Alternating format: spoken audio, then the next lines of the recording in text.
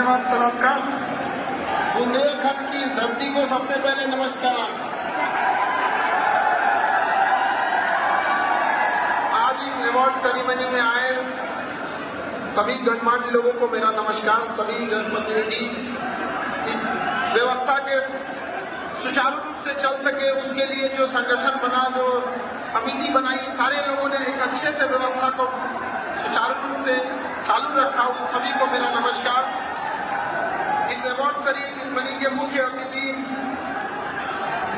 पद्मश्री विजेता हमारे doctor BK Sanjay sir,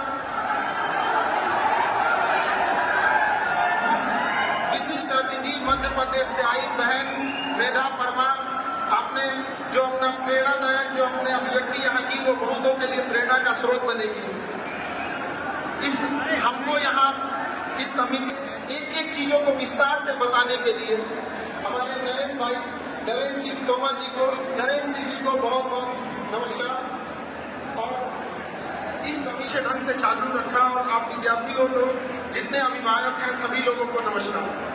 देखिए, जन्म हम सब लोग लेते हैं पृथ्वी पर, कभी कभी किसी का अवतार होता है। तो आज हम जिस प्रांगण में बैठे हैं, हमारे स्वामी जी का, हमें जहां तक लगता है उनका जन्म नहीं, एक अवतार हुआ था। और इस बुंदेलखंड की धरती का सौभाग्य है जो आप जैसे लोग वो सौभाग्यशाली हैं जिनको ऐसे परमात्मा मिले यहाँ पर। जब हम यहाँ आए थे तो हमारे साथ में सारी जानकारियों को हमें नरेंद्र भाई बता रहे थे। तो इतने कम उम्र में उन्होंने एक सन्यासी जीवन को अपनाया, कैसे इस क्षेत्र के लिए लड़ाई लड़ी। और उस समय जिस समय लोग रोटी कपड़ा मकान को ही सब कुछ समझते थे, पेट भर अनाज हो जाए वही समझते थे, उस समय उनकी सोच इतनी दूरदर्शी कि जितना बड़ा विद्यालय महाविद्यालय खड़ा कर दिए, आज के समय हम और आपके औकात के बाहर की चीज है, ये उस समय वो करके गए थे। लेकिन अब हमें जरूरत है उनके किए गए कार्यों को आगे बढ़ाने के लिए। जितना वो कर चुके हैं ये था ताकि आने वाली पीढ़ियां इसे और आगे ले जा सके, क्योंकि बिना शिक्षा के आप कहीं आगे नहीं जा सकते। यही सबसे सस्ता और सुलभ हथियार है। और हर हथियार की अपनी मैगजीन क्षमता होती है कि उसमें कितने बारूद आ सकते हैं, कितनी गोलियां आ सकती है। लेकिन शिक्षा एक ऐसा हथियार है जिसका गोली कभी खत्म नहीं होता है। और आप आज के टाइम में मेटल डिटेक्टर में हथियार पकड़े जाते हैं, शिक्षा रूपी हथियार किसी मेटल डिटेक्टर में नहीं पकड़ा जाता है। और शिक्षा उस सेती का दूध है जिसने इसे पिया है, वो दहाड़ा है। और आप सौभाग्यशाली हैं जो स्वामी जी ने इतना बड़ा आप लोगों को मैनेजमेंट हो गए, इसके जो भी कार्यकारी सदस्य हैं, जो यहाँ के लोग हैं, जो कुछ है, जो इस बुंदेलखंड की धरती को एक और नए मुकाम पे ले जा सकते हैं। अब उनका कर्तव्य बनता है, हम सब का कर्तव्य बनता है कि इसे और को देखें। तो हमें एक चीज का मतलब खुशी हुई कि स्वामी जी की दूरदर्शी सोच, लेकिन एक दुख हुआ कि इसे विश्वविद्यालय नहीं बनाया गया। अगर ये विश्वविद्यालय नहीं तो विश्वविद्यालय का, अगर ये विश्वविद्यालय नहीं है तो परिभाषा क्या होगी विश्वविद्यालय की? हमें लगता है कि अगर एक केंद्रीय विद्यालय नहीं बन सका, राज्य विद्यालय नहीं बन सका, उनकी धरती में ऐसी क्या कमी है जो आप लोग मिलकर इसे प्राइवेट करूंगा क्यों नहीं बना सकते? क्यों नहीं बना सकते? जब स्वामी जी ने इतना काम किया, उस समय जब हमारे पास संसाधन नहीं हुआ करते थे, पैसे नहीं हुआ करते थे, परिवहन के स्रोत नहीं हुआ करते थे, लोगों की आय इतनी कम थी, तो आज के समय हम लोग क्यों ना इसे अपने दम में, अपने बलबूते पर एक विश्वविद्यालय का रूप दे सके, जिससे कि हजारों छात्र और छात्राएं पढ़ सके और इस क्षेत्र का नहीं बल्कि पूरे देश का नाम रोशन कर सके। ये बहुत सौभाग्य की बात है जो आप लोगों के पास इतना बड़ा प्रांगण है। जिस समय कृषि विश्वविद्यालय, हमारा देश कृषि प्रधान देश है, जब तक हम किसानों का भला न कर सकेंगे तब तक ये देश का भला नहीं हो सकेगा। हम देश ने दो लोगों से बहुत बड़ा गलती कर दिया। हमने किसानों की शक्ति को अंडर एस्टिमेट कर दिया और महिलाओं की शक्ति को पहचान न सके। यहाँ पर केवल 9 दिन तक नवरात्रि में महिलाओं की शक्ति पहचानते हम लोग। जिस दिन ये 365 दिन हम उन्हें सम्मान और शिक्षा देने लगे, याद रखिएगा वह दिन दूर नहीं जब भारत आगे बढ़ जाएगा। जब से आजादी हुई तब से हम पुरुष समाज सोचते हैं कि देश को आगे ले जा सकते हैं। आजादी के इतने साल भी हम पुरुषों के बस के बाहर हो गया, देश विकसित नहीं हो पाया।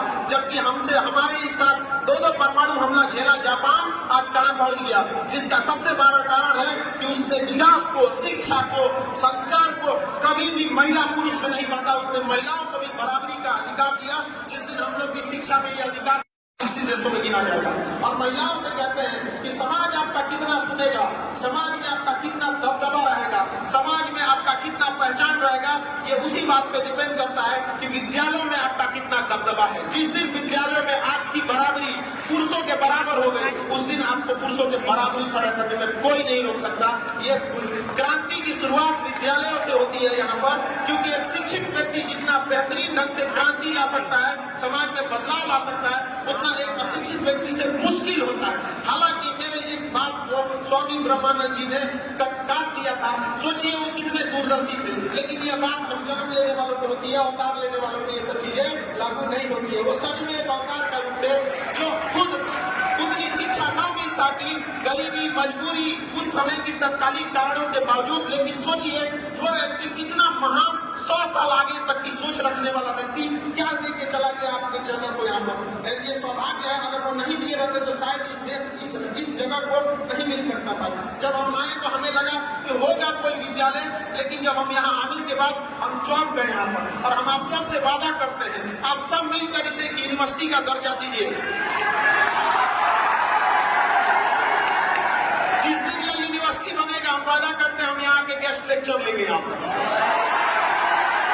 हमारा बुंदेलखंड की धरती से, मगध की धरती से आए हैं, बुंदेलखंड की धरती से एक सौगात मांगने आए हैं कि आप सब लोग मिलकर इसे महाविद्यालय से विश्वविद्यालय की ओर ले जाइए।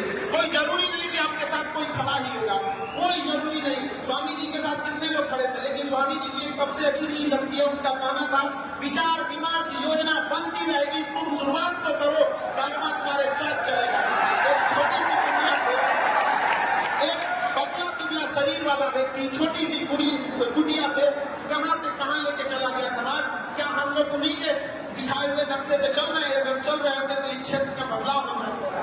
एक समय था जब यहाँ कृषि विद्यालय रखे गए थे, तो लोग महाराष्ट्र, गुजरात और बंगाल, बिहार से यहाँ कृषि विद्यालयों में पढ़ने आया करते थे। लेकिन क्या हम लोग ने उनके दिए गए कर्म हम लोग के चले हैं, उनके अधूरे सपने को पूरा किए? एक बार हमें अपने आप से सोचने की जरूरत है। शिक्षा बहुत जरूरी चीज है, बिना शिक्षा के आप कुछ नहीं कर सकते। आप गौर करेंगे कि एक मजदूर जो होता है, जिसके पास शिक्षा नहीं होती है, अगर वो मजदूरी कर रहा है तो वही ईटा, गिट्टी, बालू, सीमेंट, वो 10 साल वही मजदूरी करता है, फिर मिस्त्री से पूछता है कैरेट का मसाला बनेगा। लेकिन हम आपसे कहते हैं, आप अगर पढ़े लिखे हैं ना, अगर कारणवश कभी मजबूरी में अगर आपको मजदूरी करना पड़ जाए ना, तो 6 महीना मजदूरी करेंगे, 6 महीना बाद आप मिस्त्री बन चुके रहेंगे। उसके 2 साल बाद आप छोटे मोटे ठेकेदार बन चुके रहेंगे, पढ़ लिख कर एक बड़े बिल्डर बन चुके रहेंगे। जिस चीज को दिखाता तो शिक्षा एक ऐसी चीज है जो अनंत का रास्ता रोकता है। अशिक्षित व्यक्ति में हिम्मत का अभाव हो जाता है, उसे लगता है कि हमारा साथ कोई देने वाला नहीं है। और शिक्षित व्यक्ति को लगता है, उसे पूर्ण विश्वास होता है कि दुनिया का कोई भी व्यक्ति जब संघर्ष कर रहे थे तो अकेले थे। अरे वनवास में जब राम जी अकेले युद्ध लड़े तो हम इंसानों की औकात क्या होगी?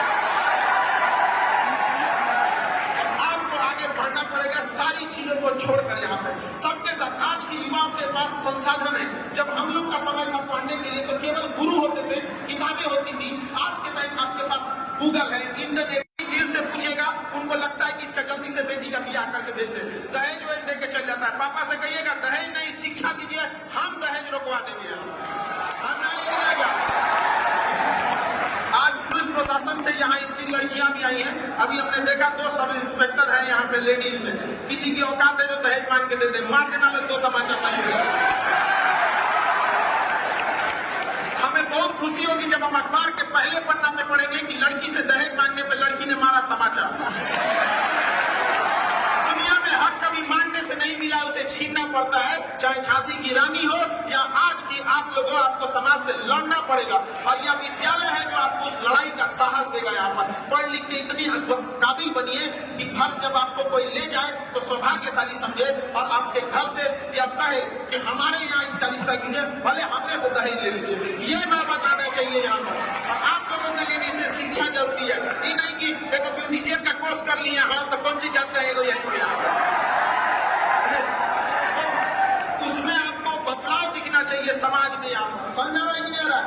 जिस दिन ऐसा होगा जब एक शिक्षित महिला जाएगी अपने घर में और घर को सजा के रखेगी, आने वाले 10-20 सालों में ये मैसेज मैसेज जाएगा कि हमने दहेज नहीं लिया था, दहेज के बदले शिक्षित महिला लाए थे, मेरा घर आज भी ज्वाइंट फैमिली है, तुमने दहेज लिया था, 1 साल में तुम्हारा परिवार बिखर गया।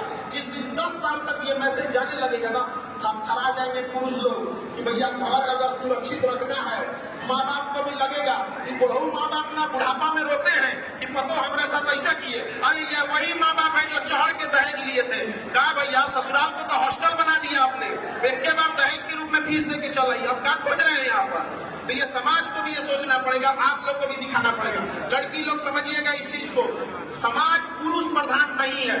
अगर समाज पुरुष प्रधान होता तो रिक्शा चलाने वाले पुरुष का भी उतना ही अहमियत होता जितना एक बड़े जमींदार और बड़े लोगों का होता है, उसका भी अहमियत नहीं है।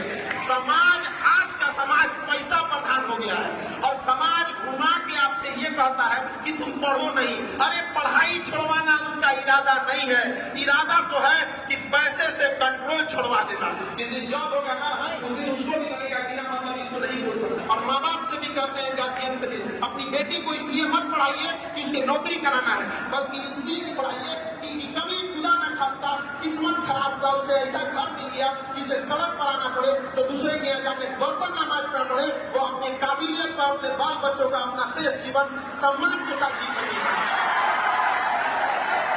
और उन पुरुषों को जब उनको, जिन्होंने महिलाओं की शिक्षा का विरोध किया है, सोचिए महिला लोग जरा सोचिए, जो पुरुष महिलाओं की शिक्षा का विरोध करता